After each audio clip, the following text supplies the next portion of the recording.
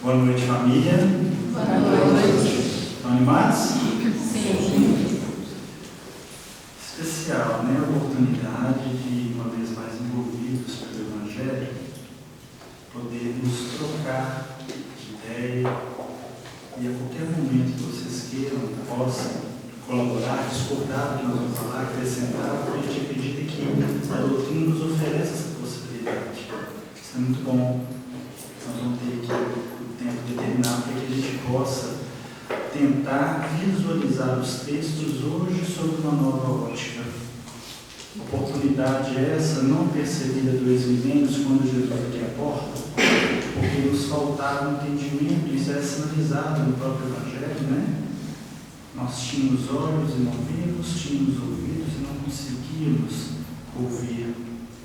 E agora a doutrina espírita, enquanto cristianismo redivivo, vem nos favorecendo muito quando recebemos da espiritualidade, através da mediunidade, por exemplo, o Chico, Emmanuel colaborando com a humanidade com todos esses recursos interpretativos, logicamente respeitando os próprios textos, quando em Pedro nós vamos encontrar a expressão dizendo que primeiramente sabeis isso, que nenhuma das escrituras é de particular interpretação. Então o que nós vamos fazer aqui é evocar esse versículo para que a gente possa lançar alguns pontos nessa troca de ideia, para que vocês possam levar esses pontos para a meditação e a gente tenha consciência de que nós nunca vamos fechar questão nenhuma em torno do Evangelho.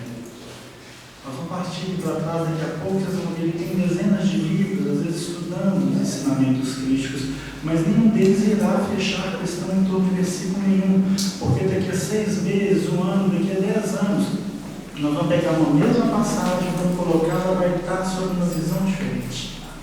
À medida que for havendo nosso crescimento, nós vamos percebendo o Evangelho ganha muito, ganha em vida e com abundância para nós. Antes de entrar no texto propriamente dito, depois talvez trabalhar uma palavra, uma expressão do texto, eu gostaria muito de falar um pouquinho sobre esse Messias, esse mestre que nos ofereceu este material renovador. Nós estamos lidando, segundo a doutrina espírita, com o Espírito que guia e modela para a humanidade. Nós estamos percebendo no próprio Evangelho, narrado em João, no capítulo 1, versículo 9 e 10, algumas citações interessantes, quando diz que ali estava a luz verdadeira, o mundo foi feito por ele. Olha que interessante. Luz verdadeira, o mundo foi feito por ele. Jesus participa da formação planetária. Ele veio entre nós fisicamente há 2 milênios, mas data-se a formação do planeta de quanto tempo? 4,5 bilhões de anos atrás. E o próprio Evangelho sinaliza quando Jesus diz que eu vos amo antes da formação deste mundo. Se ele nos ama antes da formação do mundo, provavelmente nós também às vezes existíamos antes desse processo. Nós vamos dar um salto buscando no cristianismo vivo, aqui na frente, na doutrina espírita, no livro O Caminho da Luz. Emmanuel, no capítulo 1, vai sinalizar para a humanidade que Jesus, com uma pleia de espíritos responsáveis pelo sistema solar, vai destacar do Sol os elementos necessários para a confecção planetária. 4,5 bilhões de anos. Emmanuel vai colaborando com João no seu Evangelho. E aí a gente começa a pensar, formar o planeta, construtor sideral. Eu não sei vocês já bateram laje alguma vez? Né? Eu carreguei tijolo numa obra, fico imaginando o planeta, com objetivos de atingir a educação do ser, ciente que aqueles que ele iria contactar, perceber, estariam inclusos no que diz respeito a processos educativos. Às vezes já teriam entendimento de lei, mas longe de uma lei sublimada, vivida como ele o fez. Então estamos lidando com um mestre que vai sinalizar algumas vezes que ele faz a vontade do Pai. E vários narram os seus textos dizendo que lhes falava como quem tinha autoridade. Essa autoridade autoridade percebida é quando você está diante de alguém que fala e traz a energia de quem realiza e faz. Chico dizia que uma imagem de uma chama, por mais bem pintada que possa ser, jamais vai conseguir proporcionar um incêndio que uma simples fagulha consegue. Uma coisa, gente, é a gente saber. E vocês sabem. Outra coisa é começarmos a realizar. Se Jesus sinaliza para a humanidade que Ele é o caminho e a verdade e a vida, ninguém vem ao Pai senão por mim, chegou a hora de percebermos que, se no primeiro momento os seus textos estão em nossos pensamentos, talvez em nossas palavras, é impossível darmos um salto de qualidade, um passo mais firme, se as ações não vierem concretizar a proposta. Caminho, verdade, vida, pensamento, palavra, mas também ação. Se não levarmos a efeito o que já sabemos, estaremos na antessala do conhecimento legítimo. Só iremos conhecer quando começarmos a praticar.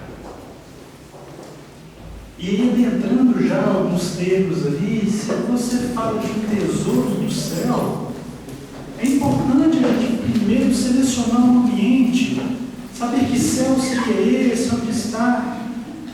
Durante séculos, milênios talvez, a gente eleva o pensamento ao Pai como se o céu tivesse em estruturas, em locais específicos. É contraproducente. Se eu estou elevando o pensamento nesse padrão, e o céu para mim está posicionado nessa ordem, num planeta como o nosso, com 24 horas, no outro dia eu vou ter que olhar para baixo, ou daí 12 horas, não faz sentido. O céu deixa de ser algo específico, localizado, para ser uma proposta talvez interessante. E isso explica uma conversa de Jesus com Nicodemos, quando no capítulo 3 do Evangelho de João, você vai ter Jesus sendo questionado por esse fariseu, um homem velho, príncipe dos judeus, cadeira cativa no Sinédrio, aonde ele vê um jovem, um menino, 30 anos de idade, e ele, com a certeza, sendo um fariseu, conhecedor dos textos, ele tinha certeza, convicção que quando o Messias viesse, ele seria um dos primeiros a estar presente nesse novo reino. Só que Jesus era muito novo. Como é que podia alguém fazer aqueles sinais? E ele procura Jesus escondido à noite. E dentro do questionamento é muito interessante, porque ele fala assim: Rabi, que quer dizer meu mestre, bem sabemos que és mestre de Deus, porque ninguém pode fazer esses sinais que tu fazes se Deus não estiver com ele.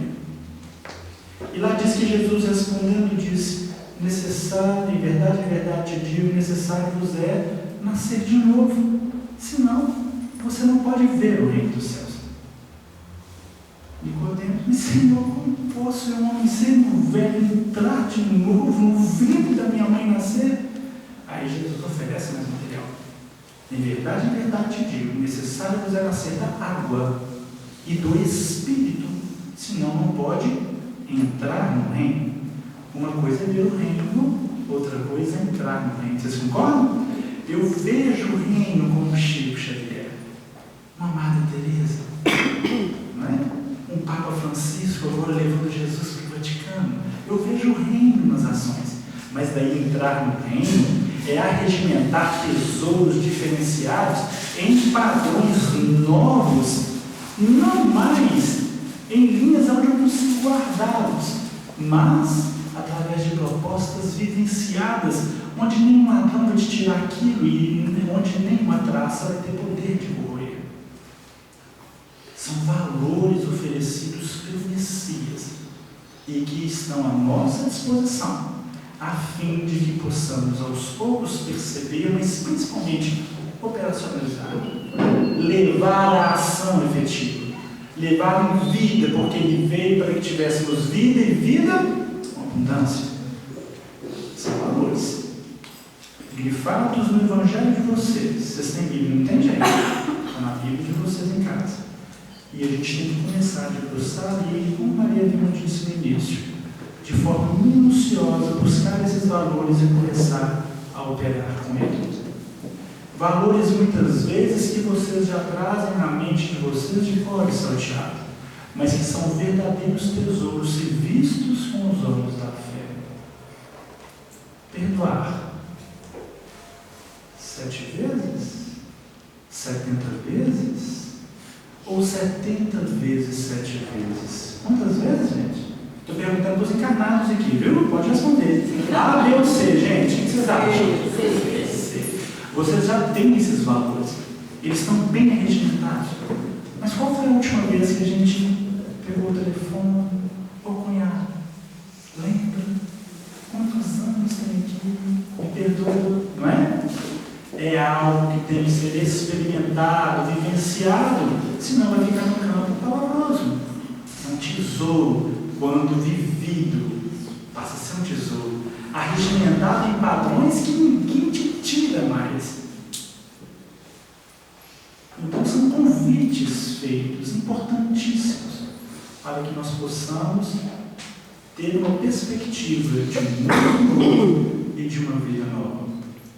A passagem, vocês vão ver daqui a pouquinho, quando a gente lê, ela fala de um reino. E quando você fala de um reino, você fala de uma estrutura que de cara possui um rei, não é?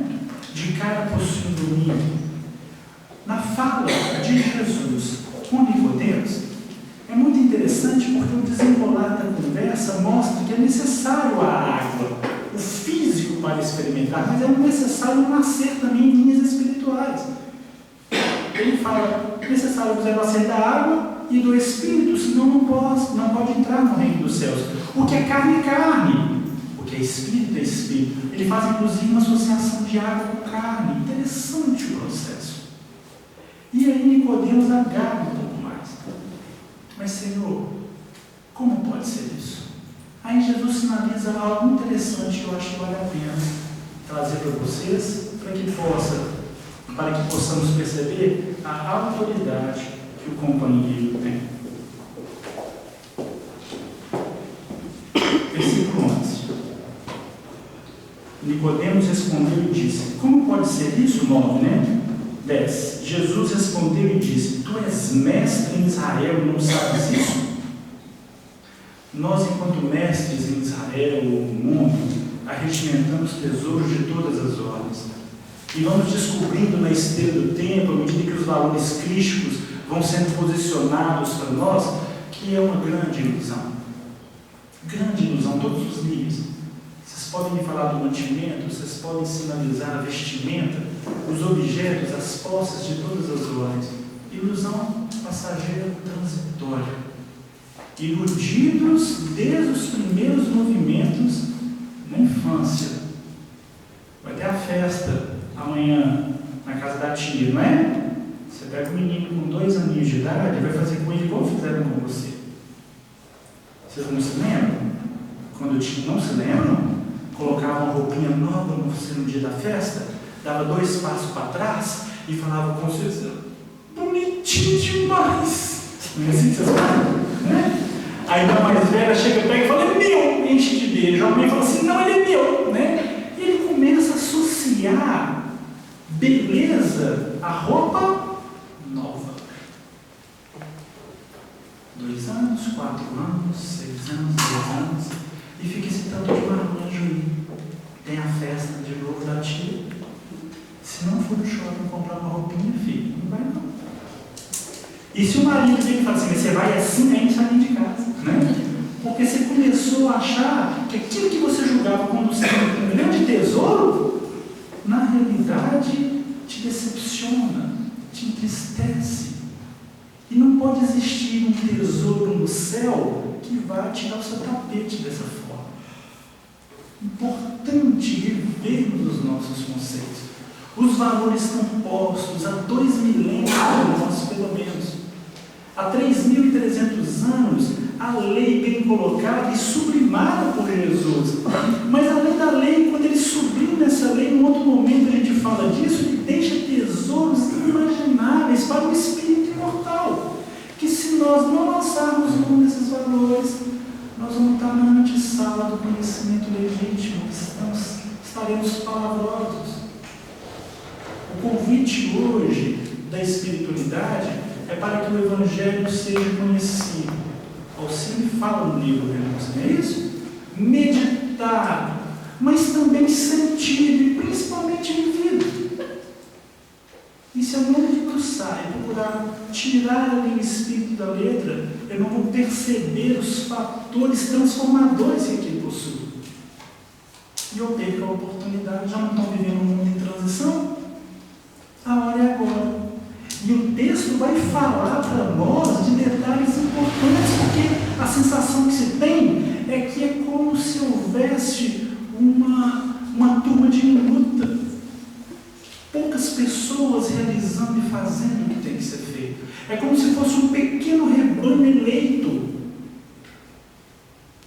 E isso é muito sério e muito interessante, porque a responsabilidade nossa é grande, principalmente se estamos em casas como essa, representando o cristianismo redivivo, e na realidade perdermos a oportunidade de ficar. O espírito acredita que está tudo tranquilo, eu sou espírito, não é? Mundo em transição, quem vai contra a lei é exilado, mas será que é isso que o Evangelho fala? Tem hora que eu vou lendo de forma minuciosa e começo a assustar. Porque não é só o trigo que vai para o celeiro e o joio é lançado fora, isso é exílio. Não é só aquele espírito imundo que lá, inclusive, em Gadara, ele sinaliza que temos nós contigo, Filho de Deus Altíssimo. Olha aqui que o espírito imundo está falando com Jesus, quando Jesus chega em Gadara. Que temos nós contigo, Filho de Deus Altíssimo. A sensação que você tem que aquele espírito chamado Legião, que eram muitos, cria em Deus. Estou mentindo? Aquele espírito não crê em Deus? Que temos nosso contigo, Filho de Deus Altíssimo. Vocês também creem em Deus, gente? Nós também cremos. Não é tenso? O espírito imundo também crê. Só que quando Jesus chega, ele tem certeza de que ele tem que sair. E Jesus está se chegando. Ou a gente sintoniza, ou a gente também tem que sair. Não a sair obrigado. É questão de conscientização de ambiente novo. Ou você está pronto para essas bodas com a veste ideal, ou você não está. Ou você arregimenta tesouros perecíveis, ou, se for algo passageiro, está com os dias contados. Aquele jovem possesso, aquele espírito imundo, ele vira para Jesus e fala: tudo bem, a gente entende. Primeiro ele fala: você vem antes do tempo? Jesus não discute. Se Jesus está presente, sempre é tempo. Mas ele fala: tudo bem, mas permite pelo menos que a gente vá para que ele se lembra?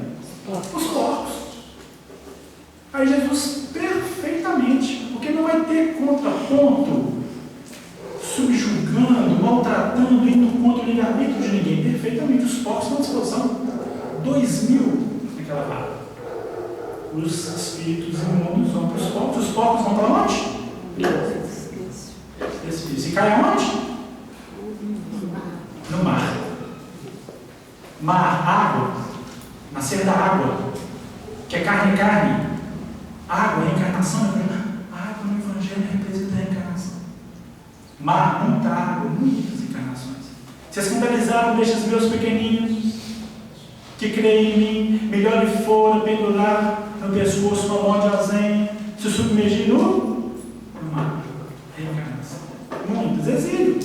Muitas encarnações em mundos primitivos, recomeçando, não dá mais para ficar. Você está escandalizando alguém que crê em Jesus. A gente começa a perceber que o exemplo está todo bem sinalizado. Inclusive para essa turma que está aqui no texto que nós vamos ler já já. Mas uma das que assustam é quando você vê: eu sou a videira verdadeira. Vós sois os ramos. Quem está escutando Jesus é o ramo. E toda vara que está em mim e que dá fruto, o Pai limpa para que dê mais fruto ainda. Agora, a vara que está em mim e que não dá fruto, o Pai atira. Exílio de novo. Estar em Jesus, gente, é conhecer os seus preceitos. Vocês falaram um pouco. 7 vezes. Chegou a hora de começar a exercitar o perdão. Chegou a hora de ampliar o campo de visão, a hora de ver. O convite está posto pelo Messias. Espírito Santo, guia e modelo. Olhai os lírios do campo, como eles crescem. Tem alguém que ajuntou tesouros na terra. Salomão, um dos reis mais. Mas se você olhar no lírio do campo, como ele cresce, em verdade vos digo que nem Salomão, em toda a sua glória, arregimentando todos os tesouros, se vestiu como um daqueles lírios. Se Deus assim veste a erva, olha o que Jesus está te falando, olha um tesouro para você. O que você vê é um lírio, mas o que tem ali é a erva do campo que está vestida. É o princípio inteligente em processo de crescimento. Você passou pelo mineral, vegetal, animal, condição nominal, rumo à angelitude. Se Deus assim vestiu a erva, que hoje existe amanhã no Santo no Forno, vai chegar muito mais a vós, homens de pouca fé. Estamos bem vestidos para crescer, para aprimorar.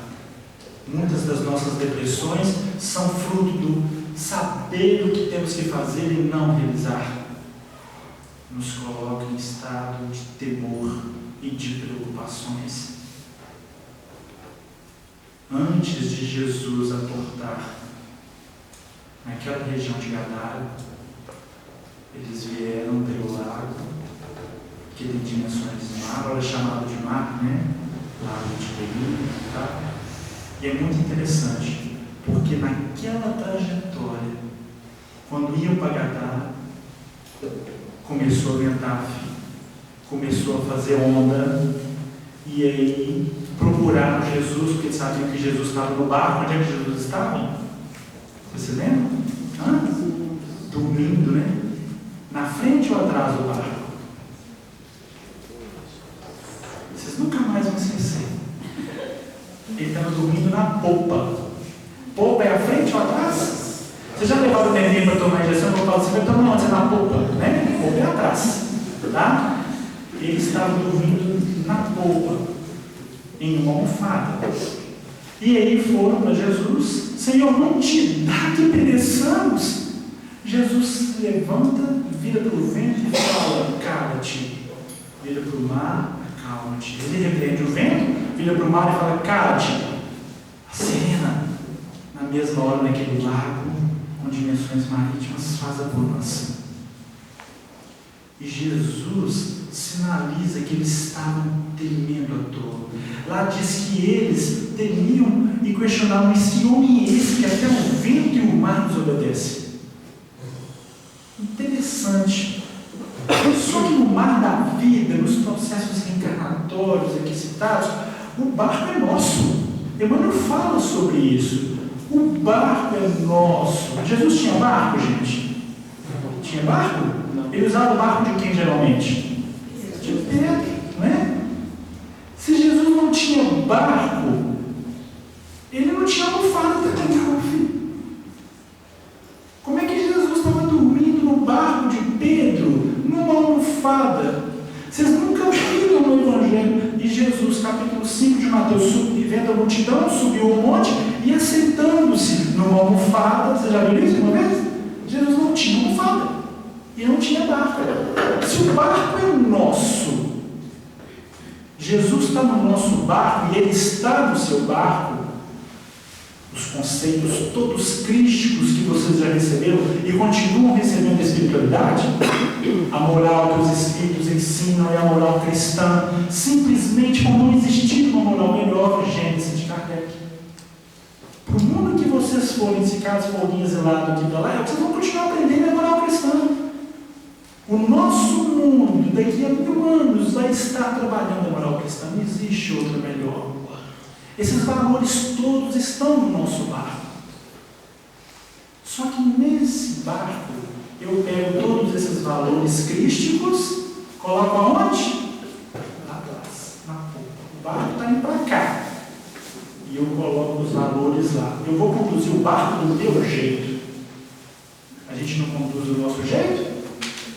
E E na hora que o negócio aperta, que faz vento, que faz onda, e que você fala, mundo em transição, é agora que eu vou ser exilado, né? Vocês não estão andando tenso? Está todo mundo tenso, não está? Porque está fazendo onda, né? A sensação de que vai afundar. Você vai procurar quem? No barco? Jesus. Aí você olha, ele está onde? Numa almofada. Representa o que aquela almofada? Zona de conforto. Você pôs ele lá. Se bobear, você olha para Jesus no seu barco e tem um edredom em cima dele, né?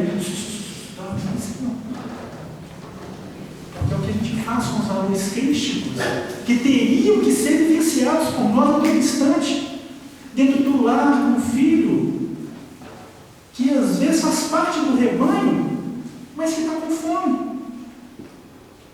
Com o vizinho que também faz parte do rebanho, que é um estrangeiro.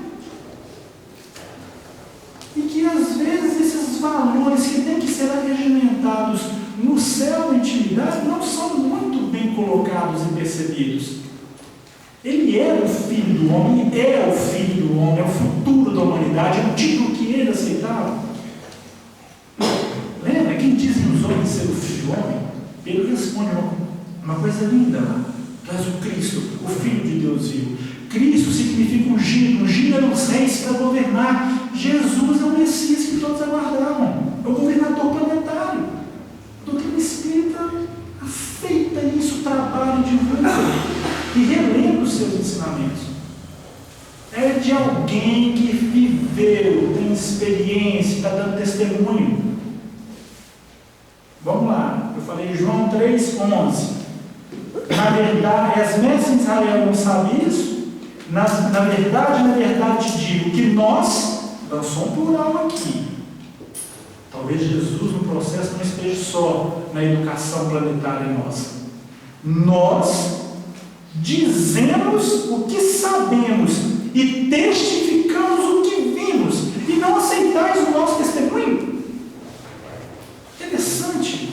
Jesus, quando fala com Nicodemos do nascer de novo, do nascer de espírito, que é o que vai te fazer a regimentar valores em patamares celestiais, ele está falando com Nicodemos, na verdade, de que nós dizemos o que sabemos e testificamos o que vimos e não aceitais o nosso testemunho.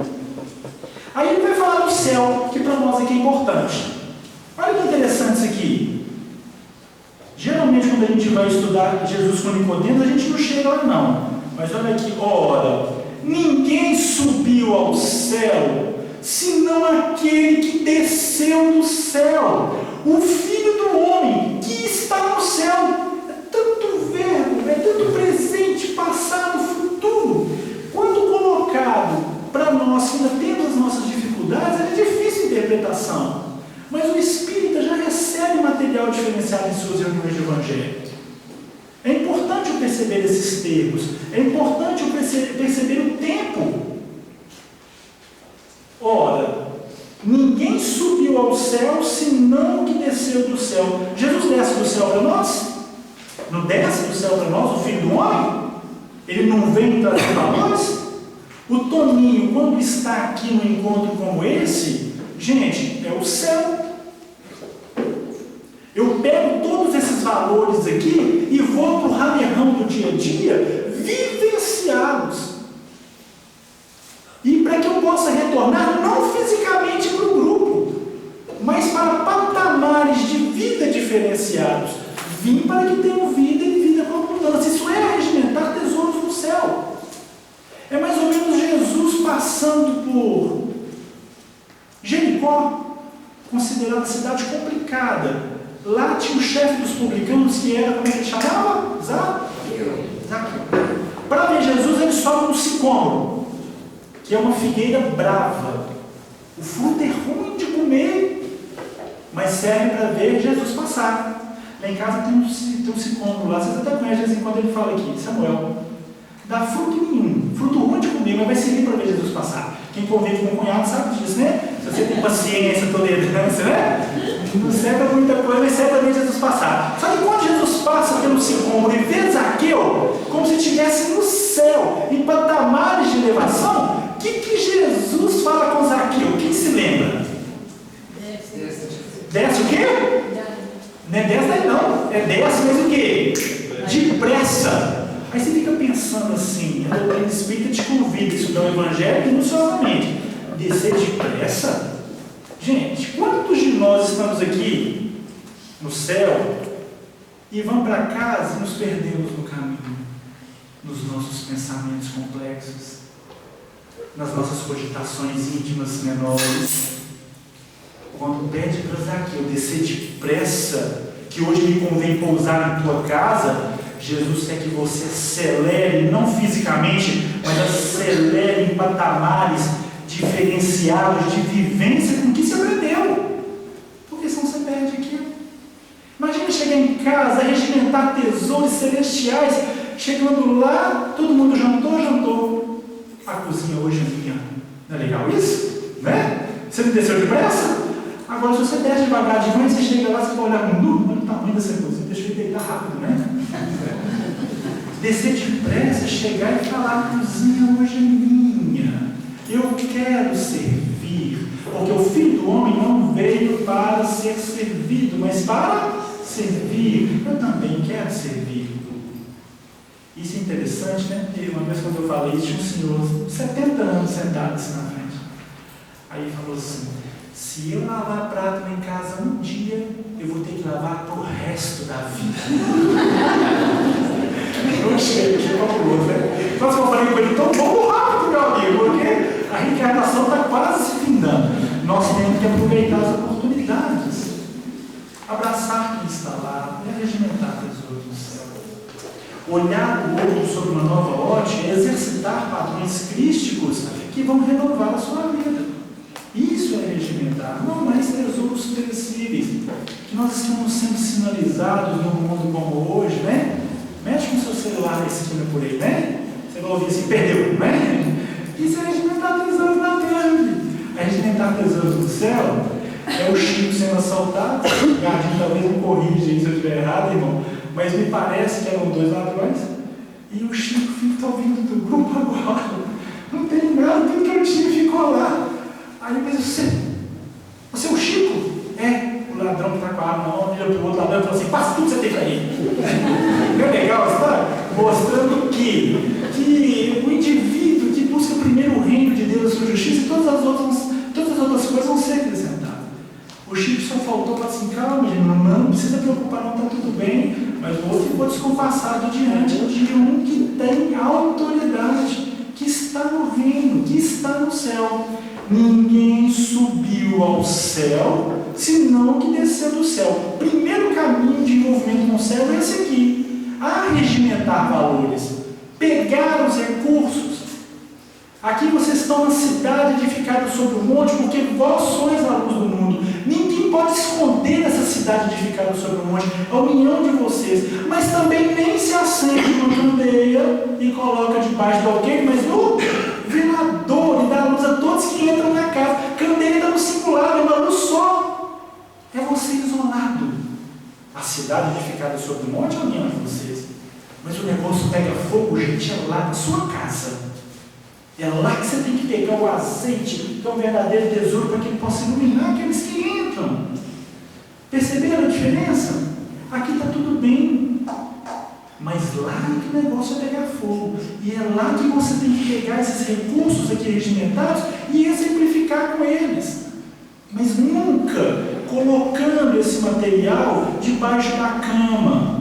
Você não põe uma candeia debaixo de um alqueire, que é uma medida. Você não tem que fazer conta para esse eu vou falar, esse aqui eu não vou. Aqui. Não. Coloca a candeia no velador para iluminar todos que entram na casa.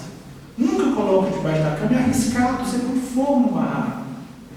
E o que tem dentro da candeia é o que você conseguiu na cidade. O azeite está tudo ali. E é muito interessante porque a gente faz o contrário. Vocês não estão recebendo o azeite para poder queimar isso em casa? Aí você chega em casa e fala com quem ficou lá, né? Você tinha que estar lá para ouvir, porque o moço falou tudo para você. Né? Não botou a candeia debaixo da cama? Bota fogo na casa. Material bom, recurso interessante, mas que foi colocado debaixo da cama. Jesus, Filho do Homem. Ora, ninguém subiu ao céu, senão aquele que desceu do céu, o Filho do Homem, que está no céu. Céu deixa de ser, então, localidade específica para nós espíritas, para ser um ambiente construído. Você que faz o céu, ou você que faz o inferno onde você vive. Depende só de você. Os valores estão postos e que precisam ser trabalhados, que precisam ser praticados. Quer ter um tesouro no céu? Comece a amar. Quem aqui quer ser amado? Levanta a mão, por favor. Vocês querem ser amados? Bom, não é? Mas ser amado, eu sinto informar, é colheita, não é plantio. Amar é plantar. Tem gente querendo colher antes de plantar. Temos que começar a lançar as sementes. Temos que começar a fazer a nossa parte para que possamos perceber um mundo melhor em torno de nós. O Filho do Homem está no céu? Está, diferente de nós, homens comuns, procurando esse céu. O Filho do Homem é aquele que talvez nasceu do Espírito. É o que nasce de si próprio. Jesus falava assim com seus discípulos: vocês estão como uma mulher grávida que está para dar à luz. Ele não é o noivo? Jesus é o noivo. Vocês estão como uma mulher grávida que está para dar à luz. Vocês estão tristes, estão preocupados. Mas quando o filho nascer, vai ser uma alegria muito grande. Os discípulos deviam ficar assim focados nas palavras de Jesus, né? Mas nascer é o Filho do Homem, é o que nasce de si próprio. Dos nascidos de mulher, ninguém foi maior do que João. Ele está anunciando a vinda de Jesus ainda, mas no reino, o menor no reino já é maior do que João. Quem está no reino está vivendo como mestre.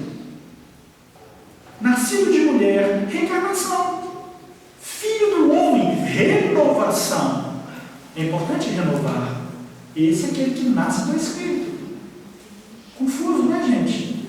Mas é assim que funciona. Uma coisa é estar na vida, existir. E a cadeira existe, esse microfone existe, mas uma coisa é viver. Viver é quando você encontra tesouros e faz de tudo. Olha o que a passagem nos convida a fazer. Não temas, ó pequeno rebanho. Dá a sensação de que você vai sobrar. Sabe que eu estou no meio desse pequeno rebanho? Não temas, ó pequeno rebanho, porque o vosso Pai agradou dar-vos o reino. Interessante. É como se o reino já estivesse pronto desde a formação do mundo. Não é um reino que vem com aparência exterior e diga ele aqui ou ele ali. Em verdade, vos digo que o reino já está entre vós. Isso foi falado há 2 milênios atrás, por alguém que vivia o reino e pedia para que o discípulo olhasse. O reino estava ali, dependendo das suas ações. Vendei o que tendes. Ele não está pedindo para vocês desvalorizar aquilo que vocês acreditam ter. Porque o que acreditamos ter como posse tem o seu valor específico para o espírito que tem processo de crescimento. O Pai sabe que vocês possuem suas necessidades, né? Buscar primeiro o reino de Deus e a sua justiça. Todas essas coisas serão acrescentadas. O Pai sabe que você precisa delas. Por isso que Ele pede para que vendei o que tens. Valorize, mas não se apegue. Quando você não vende aquilo que tem, você já não usufruiu, mas não valoriza inclusive por outro, né? Aí você começa a entender um monte de coisa. Se te pedirem a capa, que é um bem, às vezes até material, ofereça-lhe também a. Quando te pedem a capa, muitas vezes é justiça, você deve. Não é um dos princípios básicos da doutrina, não é? Te pediu a capa, ofereça também a túnica. Te pediu para dar 1000 passos, vá com ele? 3.000. Sai da linha da justiça e adentre a linha do amor. Isso é regimentar tesouros do céu, onde você vai além daquilo que foi solicitado. Não tem a dona que chegou lá no plano espiritual e falou assim: eu resolvi meu problema com fulano, passei 40 anos aturando aquele homem. Tem? Safado? Aí o mentor falou assim: companheiro, então nós vamos voltar. Você tinha que ter passado 40 anos amando com ele. Você passou com a temperatura. Então nós temos que perceber se as oportunidades que estão sendo arregimentadas, oferecidas, estão sendo utilizadas em espírito e verdade, com a presença do Cristo conosco. Lembra que eu falei da pia que vai estar lá quando a gente chegar? Eu não posso só chegar e ajeitar aquilo lá? Como eu posso fazer com amor? Não deixa que eu faça, eu quero fazer e valorizar. É diferente.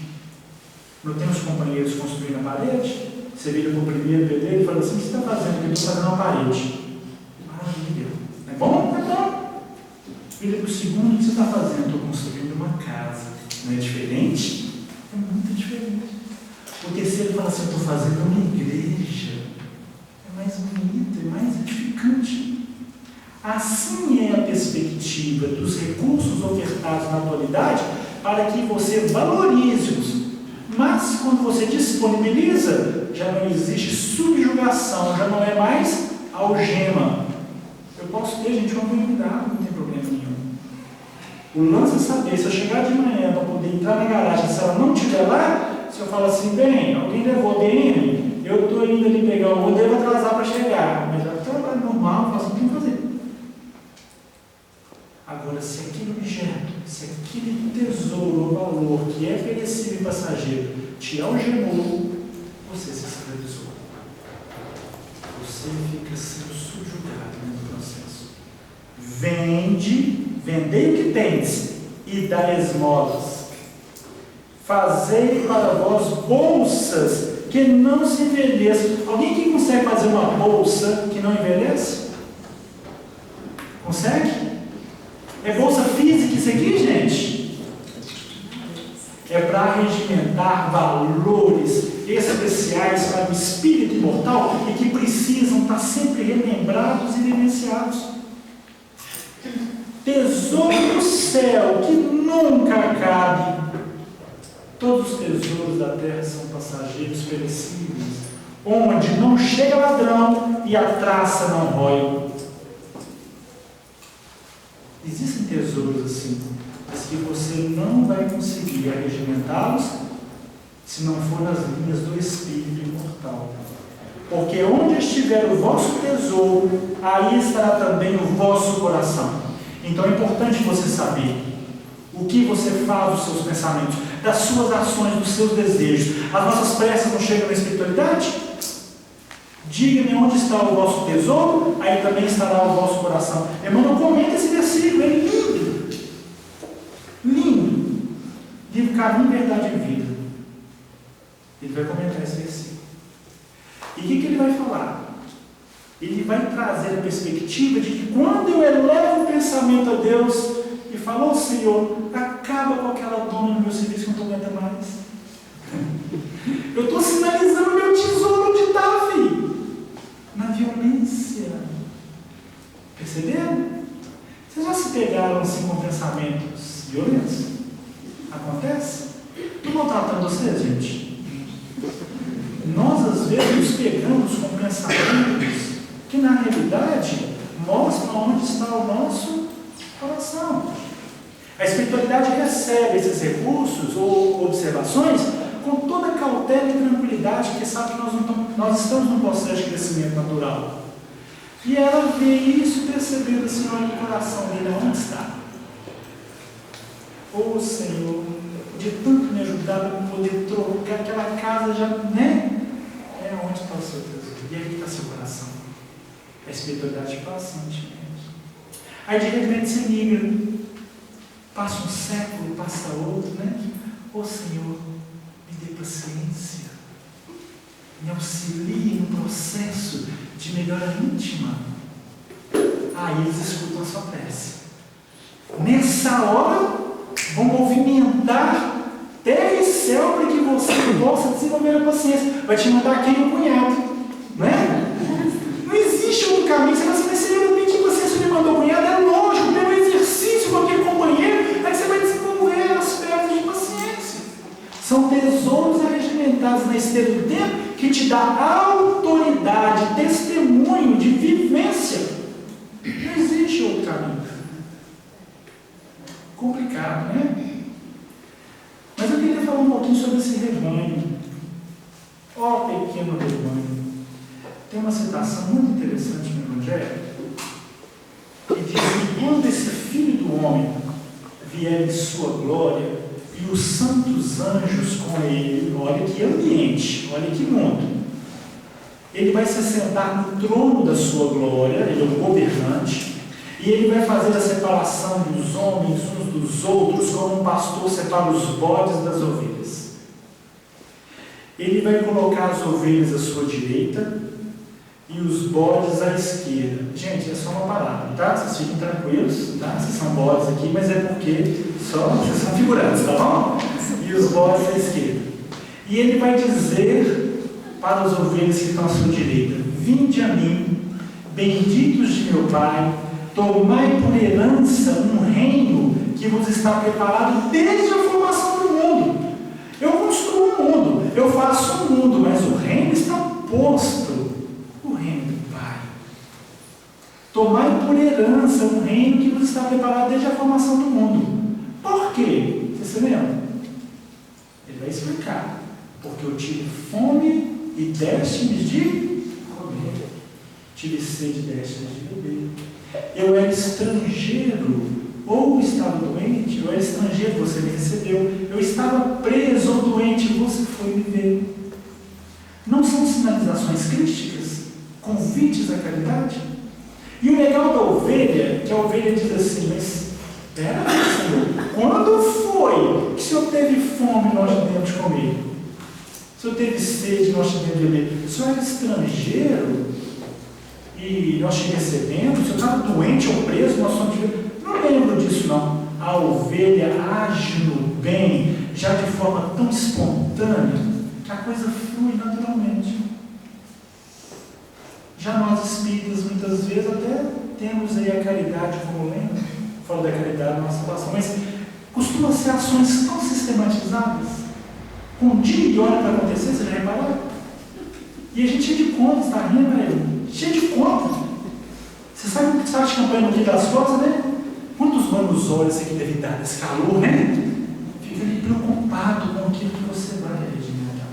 A ovelha traz essa característica e não lembra, não, Senhor. E ele sinaliza: cada vez que fizeste desses meus pequeninos irmãos, a mim estão fazendo. Agora, olha o exílio, como é que funciona. Apartai-vos de mim, vós que cometeis a iniquidade. É interessante porque ele poderia ter falado assim: a lei manda não matar e vocês mataram. A lei manda não roubar, vocês roubaram, cometeram adultério, vocês cometeram. Ele não faz isso não. O apartai-vos está para essa turma porque eu tive fome e vocês não me deram de comer. Eu tive sede e vocês não me deram de beber. Quando você fala de Jesus tendo fome, é muito interessante que na escada de Betânia, quando ele vê uma figueira muito bonita, ele vai até ela para ver se achava alguma coisa. Chegando nela, porque ela é fora da época de figo, ele não acha senão folhas. Ele vira para ela e fala que ninguém jamais coma fruta algum de ti. Fora da época de figo. Estrada de Betânia estava vindo da casa, provavelmente, de Marta e Maria. De manhã, vocês acham que Marta e Maria deixaram Jesus sair com fome? Nunca ia fazer isso. A fome do Cristo sinalizada ali é outra. É aquela fome que ele sinaliza para os discípulos na beira do poço em Samaria. Quando ele profetiza na vida daquela mulher samaritana que representa um casamento lindo do cristianismo com a humanidade inteira, porque somos gentios. E ele vira, depois de profetizar na vida dela, falando que você teve 5 maridos, e o que hoje tem não é seu. Ele não é o 7º. Ele não é o descanso do 7º dia. Ele é o noivo. Jesus é o marido. Ele é o cara. Você tem 5 maridos e o que hoje você tem não é seu. Ela profetizou na minha vida. Ela foi para a aldeia contar, os discípulos aparecem com comida, porque eles vieram comprar na aldeia próxima. Na hora que eles trazem: mestre, come. Outra comida tenho para comer que vós não conheceis. A minha comida é fazer a vontade do meu Pai que está nos céus. Quando Jesus, naquela estrada de Betânia, teve fome, a fome dele é outra. Quando ele vira para os bodes e fala: tive fome e não me deste de comer, não é comida física só não, gente. O mundo caminha para as pernas, existe fome física, existe, mas a fome espiritual, ela assola quase que o planeta na sua totalidade. O estrangeiro que você tem que receber, ele está dentro da sua casa, no quarto do lado. É seu filho. Ele é o estrangeiro que precisa ser recebido por você. Envolva, abrace-o. Quem está com sede, oportunidade reencarnatória, quem está chegando lá, mate a sede dele. Tente dar para ele a água que Jesus tentou dar para aquela mulher samaritana. Ele falou: se eu te der água, meu amigo, vai nascer um poço na sua intimidade, você não vai ter sede nunca mais, você não vai precisar nem de reencarnar. Água para quê? Reino dos céus, planos espirituais, questões celestiais, Nicodemos. Estou te falando das materiais, não estou te falando das celestiais, meu amigo. É o nosso futuro. Quem está precisando ser agasalhado é o marido, é o pai, a mãe, espiritualmente falando. São esses os tesouros colocados para que esse pequeno rebanho possa ampliar. Porque a ideia é que haja ampliação. Isso pode ser feito. São valores colocados nos textos do Novo Testamento que precisam ser por nós conhecidos, meditados, sentidos e vividos segundo o Senhor. E eu convido vocês agora, participando do banquete, como a companheira diz, a se levantar e abraçar a pessoa que está do seu lado, que veio com todo carinho esse aniversário da casa aí, né? Envolva, abraça com carinho. Pode levantar, vocês estão ansiosos por quê? Um abraço, agradece a presença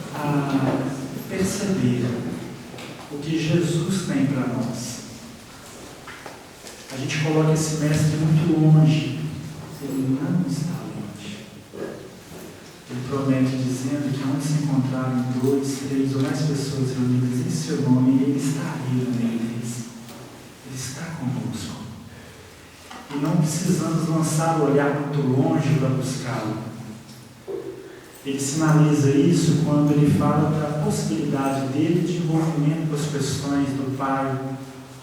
Quando ele faz uma oração, vocês vão lembrar um pouco antes dele dizer: vinde a mim, vós que estáis cansados e oprimidos, e eu vos aliviarei. Tomai sobre vós o meu jugo e aprendei de mim, que sou manso e humilde de coração. O meu jugo ele é suave, o meu fardo ele é leve. Não é jugo de julgamento, é jugo, aquela canga que se atrela um animal ao outro.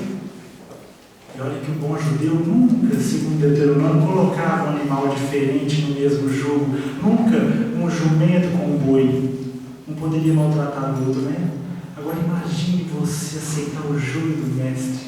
Você vai descobrir que ele é manso, ele é humilde de coração. Não vai te machucar o jugo dele, o fardo dele é leve. Vale a pena se atrelar a Jesus. Antes desse fato, ele faz uma prece muito interessante que poucos conhecemos. Ele leva o pensamento a Deus dizendo assim: graças te dou, Pai, Senhor do céu e da terra, que ocultastes essas coisas aos sábios e entendidos e as revelaste, Senhor, aos pequeninos. Sim, Pai, porque assim te aprouve. Eu concordo concordo com o Senhor está certo. E aí ele vai falar dele, Jesus, quando ele diz: todas as coisas eu recebi de meu Pai. E ninguém conhece o Filho senão o Pai. Ninguém conhece o Pai senão o Filho, ou aqueles a quem o Filho quiser revelar. Percebo, graças te dou, Pai, Senhor do céu e da terra, que não revela aos sábios entendidos, mas aos pequeninos. Jesus guia o modelo para a humanidade, construtor planetário, espírito puro. Sabia todas as coisas, gente? Sabe todas as coisas? Recebeu do Pai todas as coisas? Recebeu. Mas não as recebe como um sábio entendido. Esse tipo de afetação passa por nossa conta. Jesus recebe tudo do Pai como um pequenino. É uma dinâmica celestial. Nunca como um sábio entendido. Por isso Ele nos olha de igual para igual. Por isso Ele nos olha com um olhar singelo, valorizando cada irmão no universo. Porque Ele sabe a potencialidade que cada um de vocês tem, a beleza que cada um de vocês tem, que é única. Porque vocês são únicos. Todos nós, os nossos irmãos em processo de recuperação, nas penitenciárias, perdidos pelas ruas, em processos difíceis, de entorpecentes, são únicos, belos, espetaculares. Só existe um de cada, criado por Deus. E nenhuma de minhas ovelhas se perderá. Da mesma forma que só existe um Deus, não pode existir mais de um Deus, porque só existe um de nós. E quando Jesus recebe tudo do Pai como um pequenino, Ele pede para que a gente olhe do lado e não buscando Ele a longas distâncias. Envolvam naqueles que são seus. Você vai ter a oração do Mestre. Ele está mais próximo de nós do que a gente possa imaginar. Eleve o pensamento vibratoriamente a Ele. Você vai sentir a presença dEle te favorecer. Esse é o recado que Ele tem para nós, nessa busca de regimentar tesouros, mas que seja com a humildade de perceber que tudo que você fizer nas linhas espirituais também terá que ser com humildade e serenidade. Eu vou agradecer muito carinho essa ciência de vocês, novas oportunidades, tá? Bom, obrigado, gente. Obrigada.